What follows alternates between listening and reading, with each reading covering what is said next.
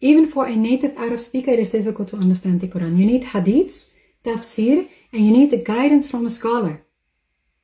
Wrong. That is the problem. You think that understanding the Quran is the end goal. It's not. The end goal is Jannah, paradise. And the way to get there is with Hidayah, the guidance from God. Now, the Quran is the manual on how to get Hidayah. Now, let me make it clear with an example. When you go to IKEA to buy a closet, you need to build it, right?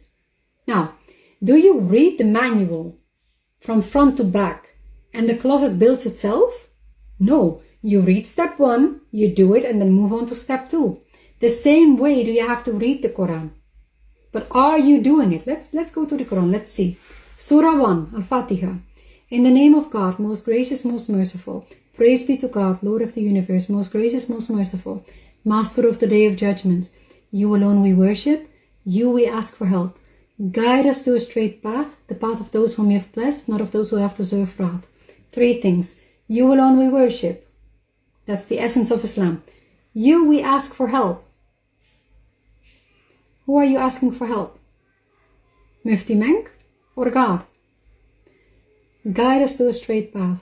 Ihtina sirat al-mustaqim. Ihtina, from the same root of Hidayah. Guide us. Who is going to guide you? Bukhari? The messenger? No one can guide you except God. So, how many things are you already violating from the first 7 verses of the Quran? How are you going to expect that you're going to understand the rest? But let's keep reading. Surah 2, Al-Baqarah. This is the book in which there is no doubt, a guidance for the righteous, those who believe in the unseen and establish the salat and give from what we have provided them. Those who believe in what was revealed to you and what was revealed before you, and in the hereafter they are certain. These are upon guidance from their Lord, and these are the successful. Close the book. These are upon guidance. Why do you keep reading them?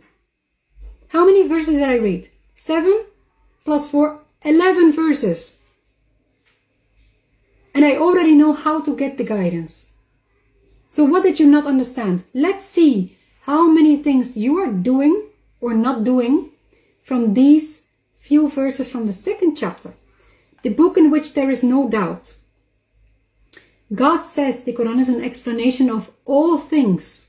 And you say, no, it's not. It doesn't explain salat, doesn't explain hajj, doesn't explain zakat, doesn't explain ghusl.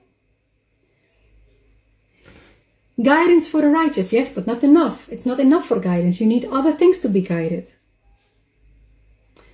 Who believe in what was revealed to you and what was revealed before you. But we can't, you say we can't believe in the previous book because it's all corrupted. So now the question is, are you in the group that is upon guidance from their Lord?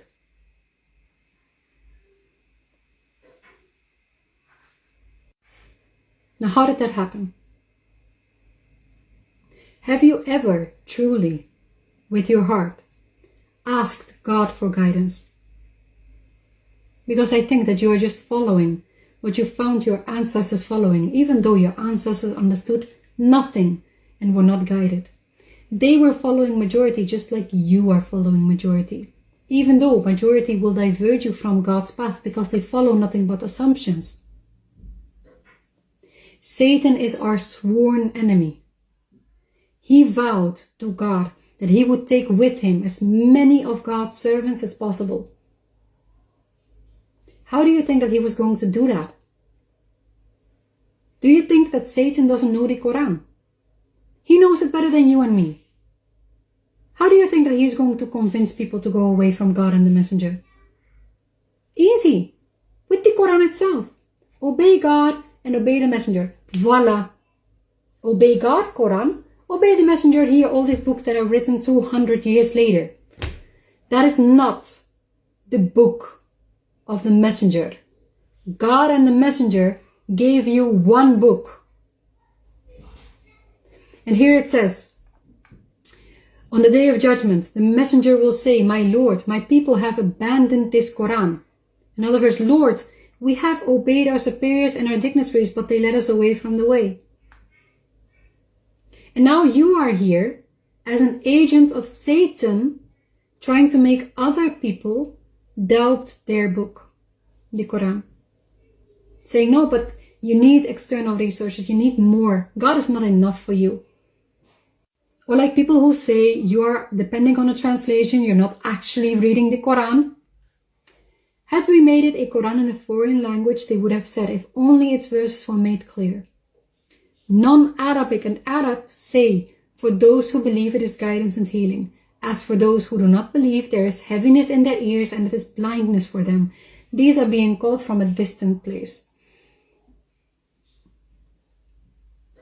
God is enough for us.